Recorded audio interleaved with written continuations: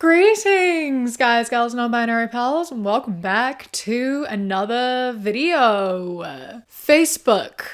We all know her. We all have our thoughts on her. And I found out the other day that not only is it the third most visited website on the internet behind only Google and YouTube, but it has 3 billion active users every single day. 3 billion individuals log into Facebook every single day, which is the most ridiculously absurd number I've ever heard, ever. Over a third of the world's population use Facebook every day.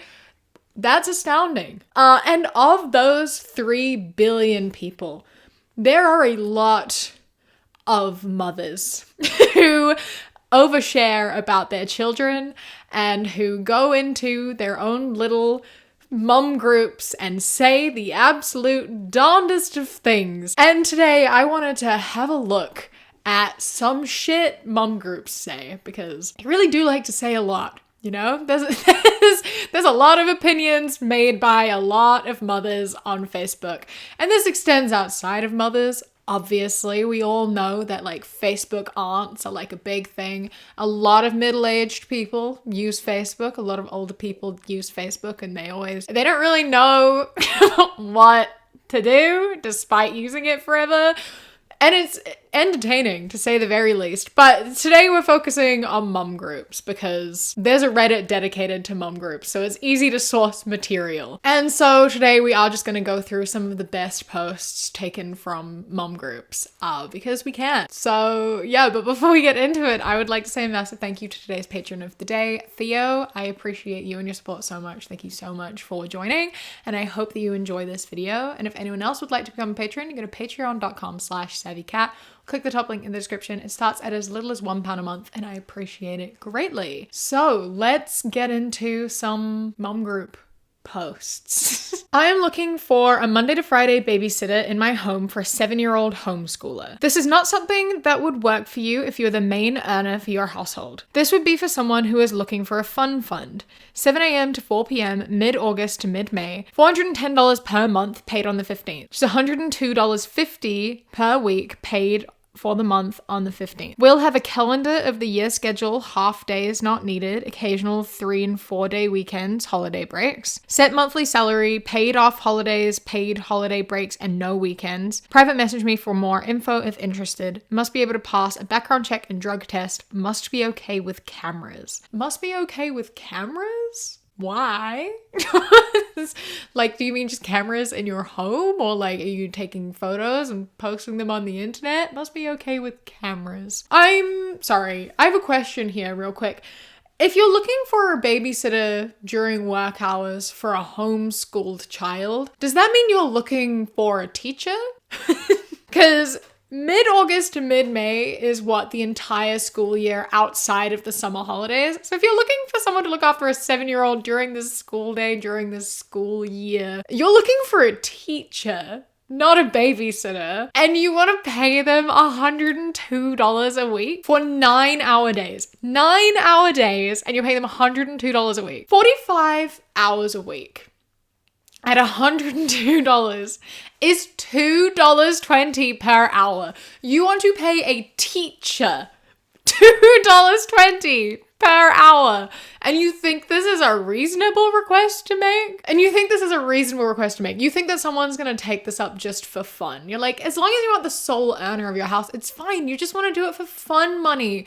The fun money is just like the petrol it's gonna take to get to and from the house. Like, that's what $102 is gonna get you.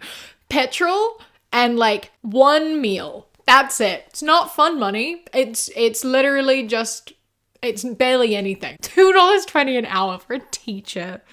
Oh my God. Absolute insanity, actually. That's absurd. What possesses you to go on Facebook and ask if anyone wants to do that? No one's doing that. But there is a solution here. There is a way that you can have someone look after and teach your child for this time. And it's even cheaper than $102 a week.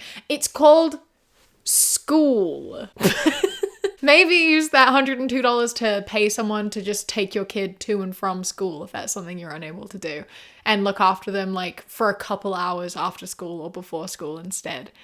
Maybe that'll work better. My 14-year-old is mad because it's 1 a.m. and I'm watching Errors at max volume and singing terribly out of tune. But I'm sorry, I'm wine drunk. And no, I will not turn the volume down. This is the only perk of being an adult. It's the only perk of being a childless adult. This is not a perk you get to claim when you are a parent with children at home who are trying to sleep. When you become a parent, you have to give up some freedoms. There are sacrifices that you need to make when you have kids. If you want to be watching Errors on full blast at 1 a.m, there are two solutions you can have. Either you go to a friend's place and get like your partner or a babysitter in to like look after your kids while you're out doing this with your friends or at a hotel or whatever by yourself. Actually, don't do that at a hotel. That would piss everyone off around you. Go to a friend's place or somewhere quiet and do it there. Or your kids can go to a friend's house and have a sleepover and you can do it at your house. You cannot be doing things that negatively impact your kid out of selfish reasons. You just can't do that. That's not something you do as a parent. That's not a freedom you have when you have kids, especially if it's like a school night. Like, I don't know what day of the week it is here, but if this is a school night and your kid is just trying to sleep to go to school, that makes it even worse. That makes it even worse. You shouldn't be wine drunk, watching TV at the top of your lungs and singing while your kids are trying to sleep. If you want to be up watching Errors at 1 a.m, singing at the top of your lungs, by all means, go for it. But do it away from sleeping children or sleeping people in general. I'm sorry, don't do it. This is a comment on someone's post, but I don't know what the original post says, but it's something about childbirth, because this comment is... You have to make the choice where you'd feel the safest. Personally, I'd rather give birth at home to a dead baby than be sliced open in a place of assistance. This is my choice though. If you are having doubts, then you are to decide what is best for you and what makes you feel the most comfortable. I'm sorry. What did you just say? I'm sorry. I'm sorry. I don't know if I read this correctly.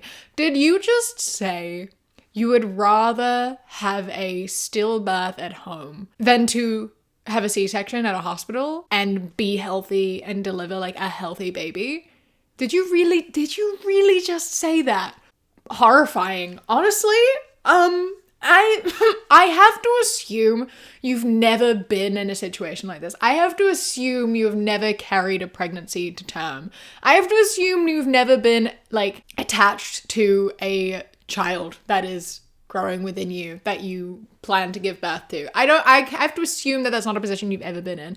Because if you have carried a pregnancy to term and like are unfazed by having a stillbirth, I'm like kind of concerned for the type of parent you're gonna be.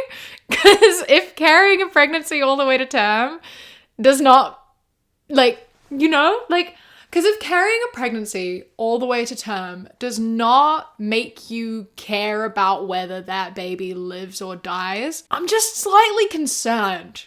Just a little bit concerned, because you definitely should be. You definitely should be. You should not be even considering that as an option. If a hospital and a C-section is necessary in order to, like, have the baby's survival, you definitely should be doing that. The fact you would even be like, no, I'm not doing that, I'd rather my baby die, that's horrifying. Actually, I don't think you should be able to do that, honestly. If you need to go to the hospital, if you need to have surgery, you should. You definitely should. It's very different to if it's like your life is in danger. Like, you know what I mean? Like, yeah, I just really have to assume that this is not a position you've ever been in, and this is not advice you should be giving anyone. It's like incredibly insensitive too, like to the amount of people who have like delivered stillborn babies or go through the trauma of that, for you to just be like, I'd rather that than go to the hospital. Like, it's so fucked up and insensitive. And I have never been in that position, but yet I am angry on like all of their behalves. That is a terrible, horrible thing to say. Oh my gosh. Personally, I need a different definition for trying to conceive a baby after a miscarriage. I don't want to use rainbow baby, especially after they took a beautiful rainbow and made it for the LGBT community. We didn't take rainbows. We don't own rainbows. Rainbows can be used to symbolize many different things. Many different things can be used to symbolize many different things.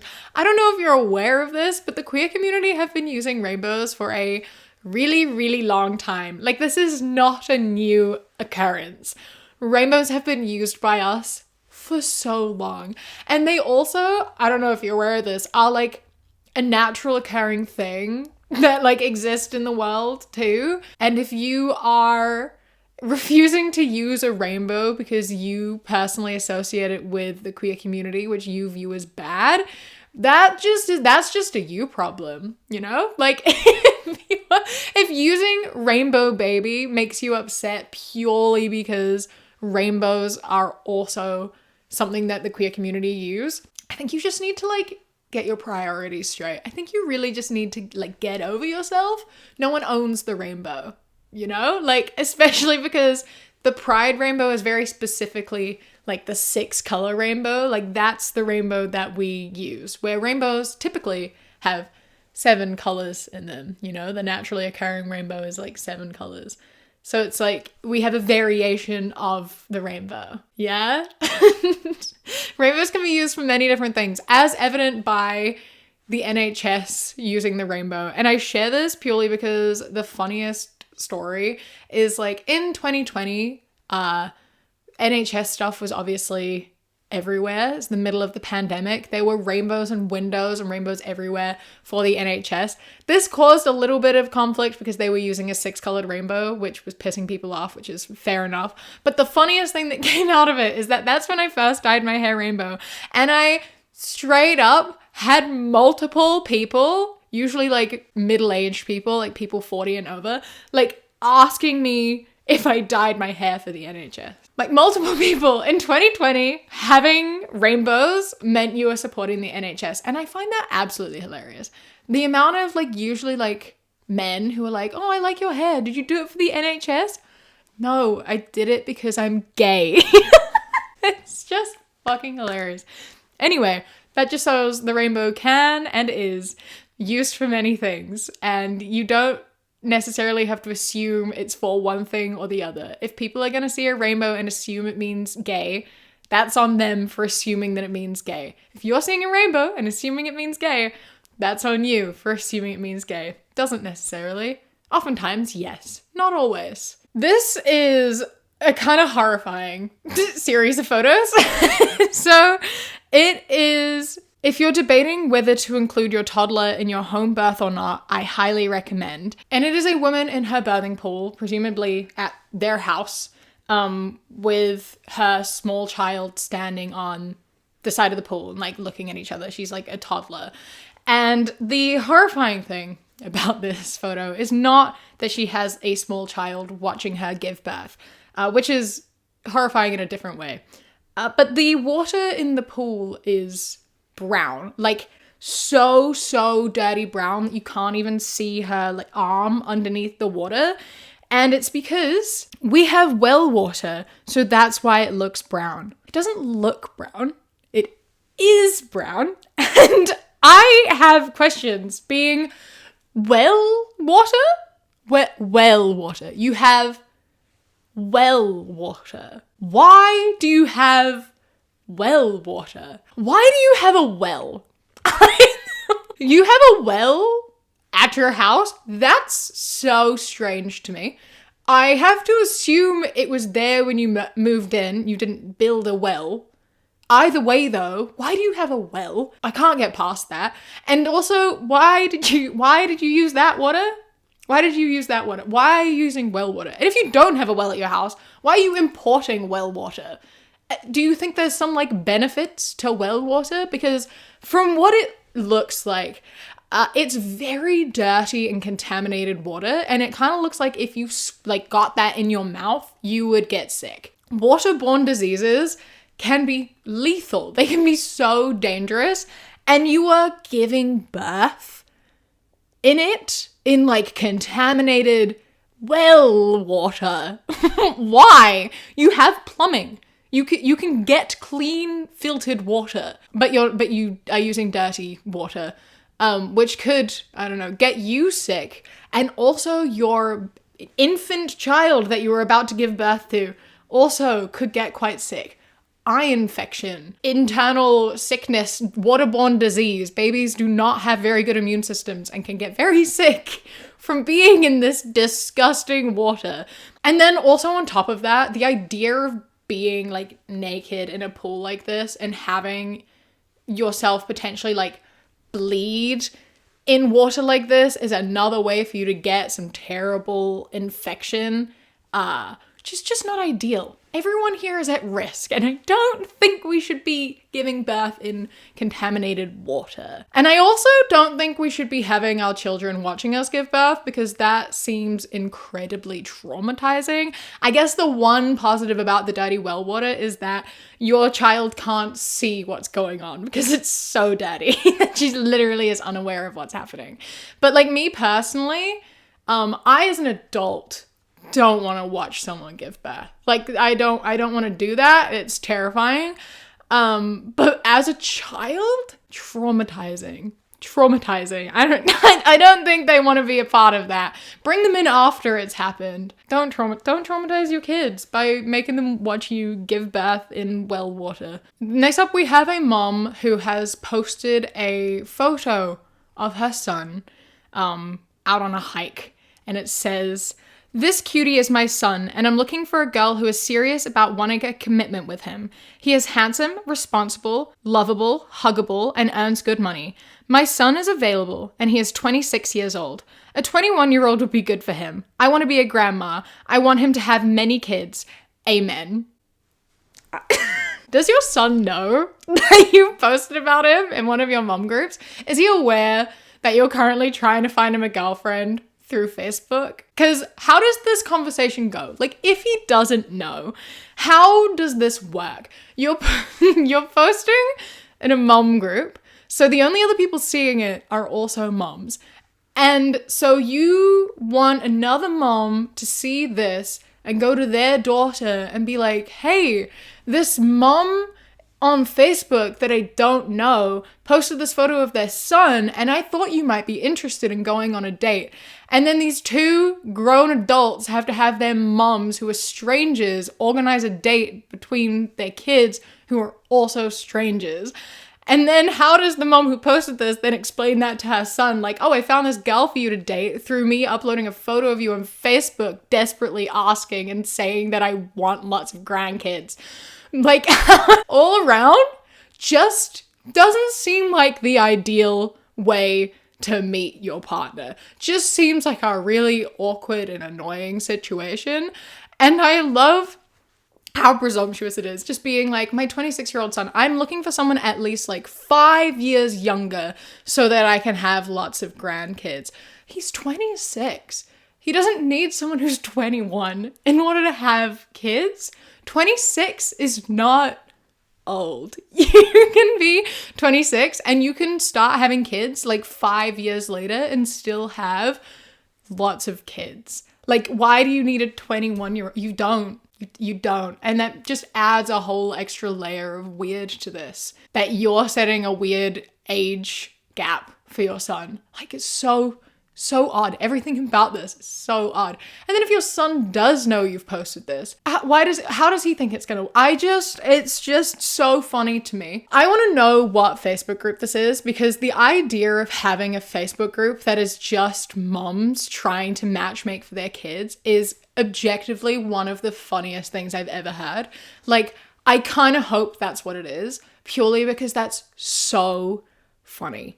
They're like, "I don't trust my kid to find themselves a partner, so I'm gonna go in this group and try to find partners through strangers to set up with their own kids." Like, that's hilarious. I really hope that exists, purely because that's funny to me. I don't think it's effective, but it's so funny. It's so funny.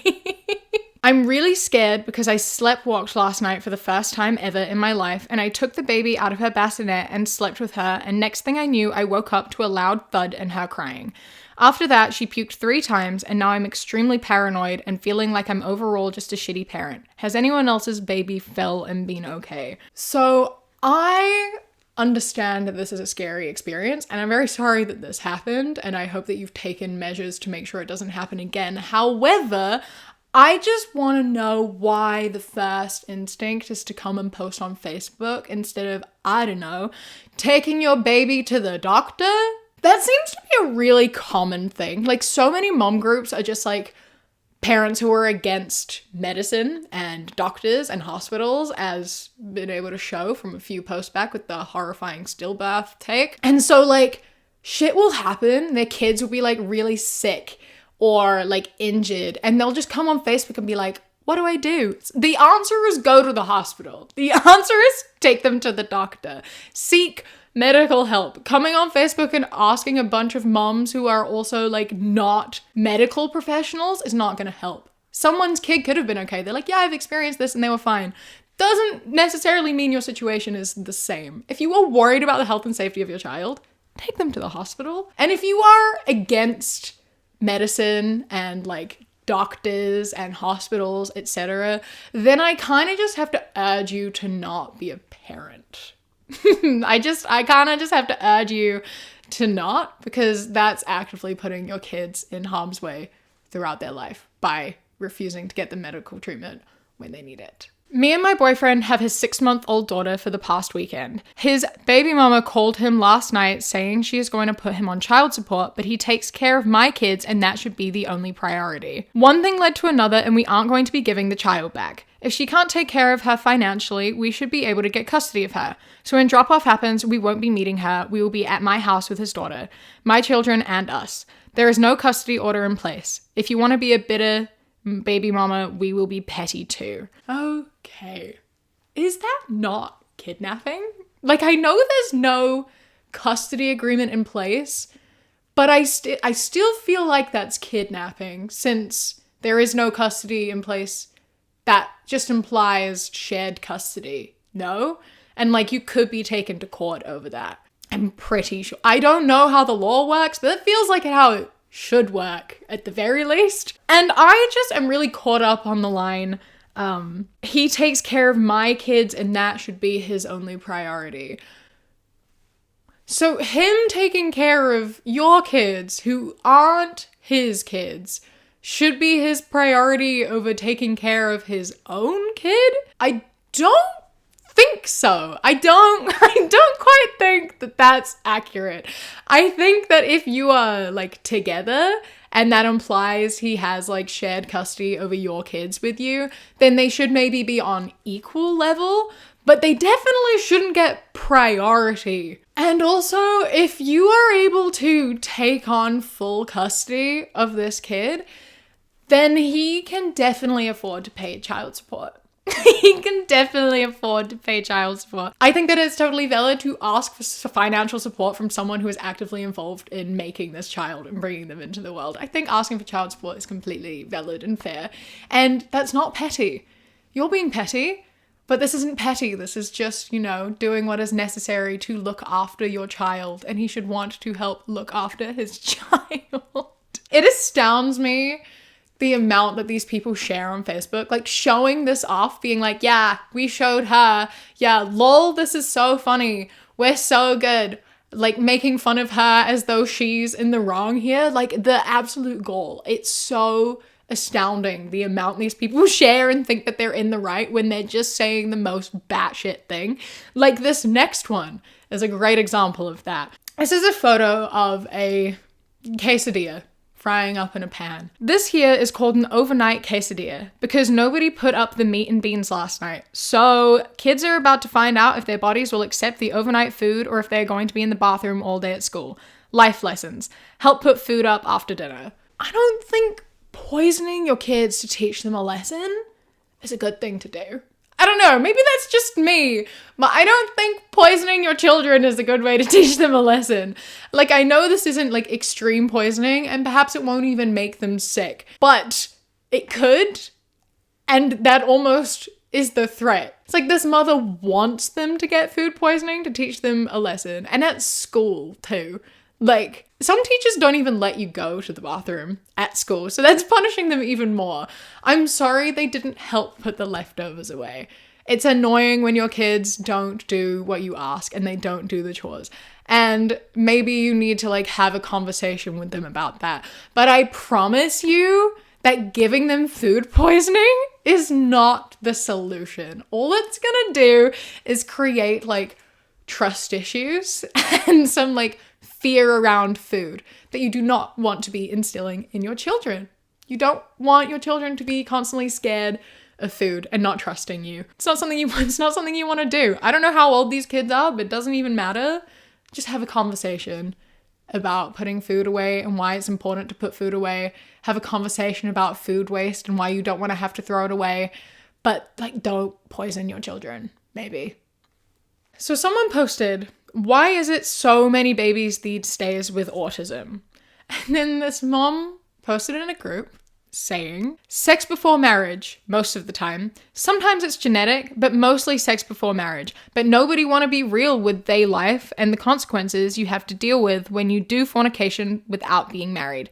Having kids out of wedlock definitely opens the door for stuff like this to happen. You heard it here first, folks. Premarital sex is the leading cause of autism. The vaccination, like the vaccines causing autism ship has sailed. People are already on that. Way too many people are already falling over that. We got to bring out a new one. We got to bring out premarital sex as the cause of autism. Got to scare people into not having sex before marriage somehow. We'll just tell them it means their kids will have autism. Which is, I don't know how this conclusion was come to. I don't know in any way how you got here or why. I also just don't think it's a good scare tactic in the sense that like, I don't think you should care if your kid has autism. That's the thing, right? Is that they always talk about it like it's the worst thing.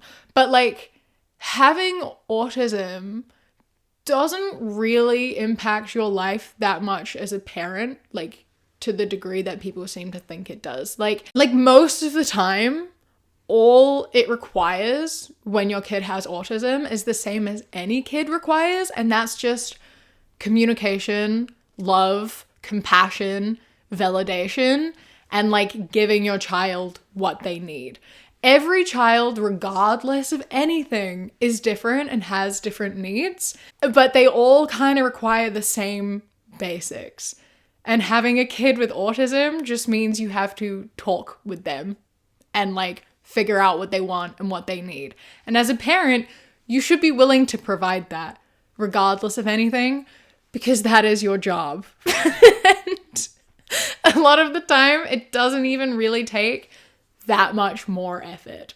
It's just different. It's not better or worse or necessarily even harder or easier. It's just different. And it's not a punishment to have a child with autism or any other neurodivergence or disability or anything along those lines. It's just something you have to be prepared for. And it's just something, you know, that requires love, compassion, patience, etc., which are all the things you need to be a parent, no matter what. Whether your child is able-bodied, neurotypical, neurodivergent, disabled, they all require the same sort of thing, just in different ways. Have as much premarital sex as you like. It's not going to impact your baby in literally any way, like at all. It makes no difference at all. It makes no difference. Same as vaccines, you know? I know that's not what this is about, but like that also doesn't cause autism, okay? And even if it did, I think it's better to have an autistic child than a dead child. So if you're prioritizing like not getting a vaccine because you don't want your kid to have autism, that says a lot about you, and I think that is a real problem and you shouldn't be a parent. Speaking of not knowing how genes work, we have this fun one. Posting anonymously because I'm embarrassed to ask. This has caused a lot of debate and hoping you ladies can shed some clarity on the issue. My husband is sure he is right and is becoming very frustrated and mean to me over this disagreement. So backstory, I had a rhinoplasty done before I got pregnant.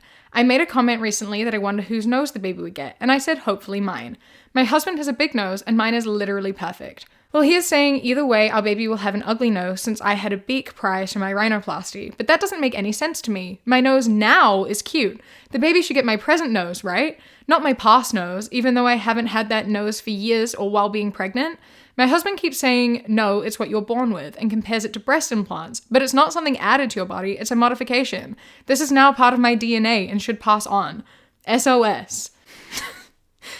Getting a nose job doesn't change your DNA. How, in what world does this make any sense at all? How would you even think that this is something that could possibly pass on to your child? And how is it any different to breast implants? They didn't add anything. They just changed the shape. Surgically modified. So it's not in your genes. And yet you think that it will be passed on to a baby. Oh my god.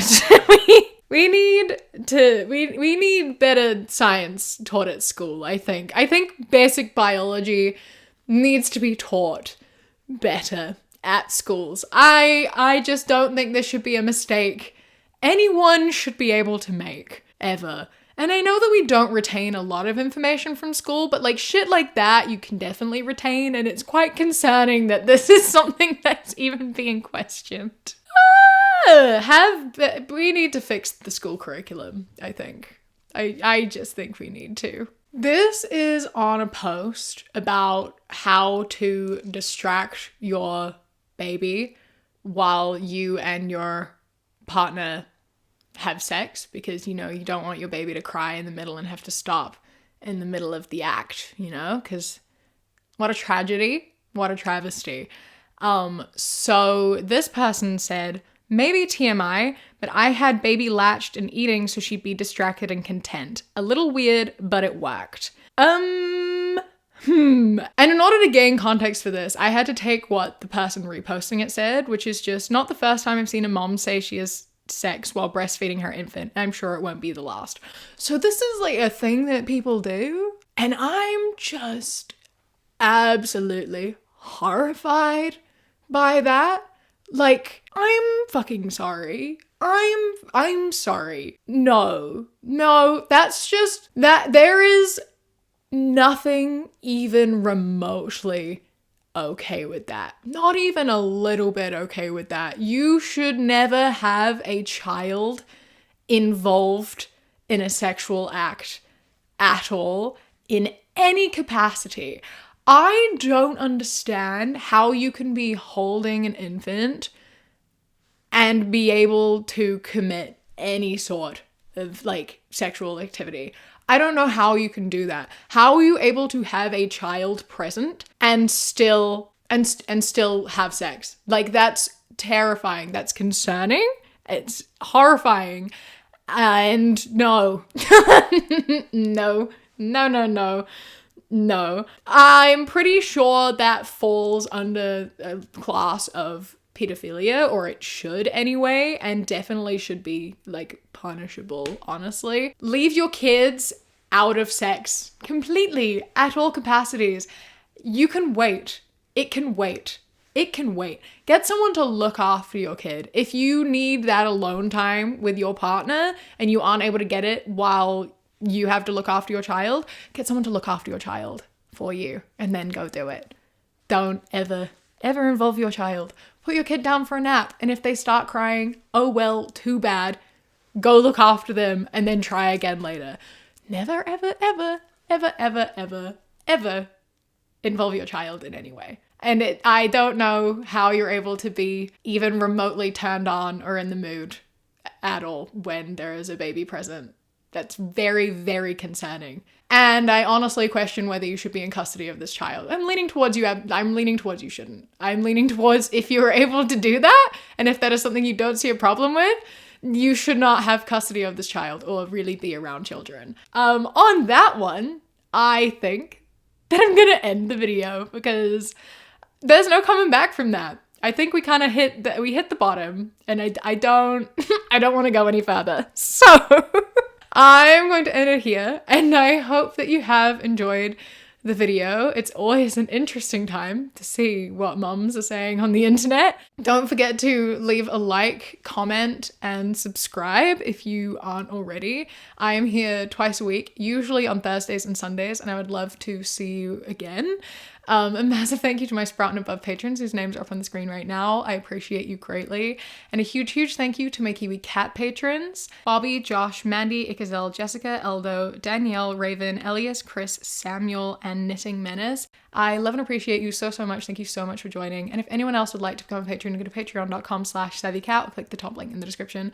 For as little as £1 a month, you get my videos a day early. And then for £3 and up, you get things such as outtakes, bonus mini podcasts, live streams, vlogs, and more. Don't forget to follow me on Instagram, The Queer Kiwi, and Twitter, That Queer Kiwi. I hope that you enjoy the rest of your day. Stay safe. Keep fighting. I love you. Mwah. When you close your eyes.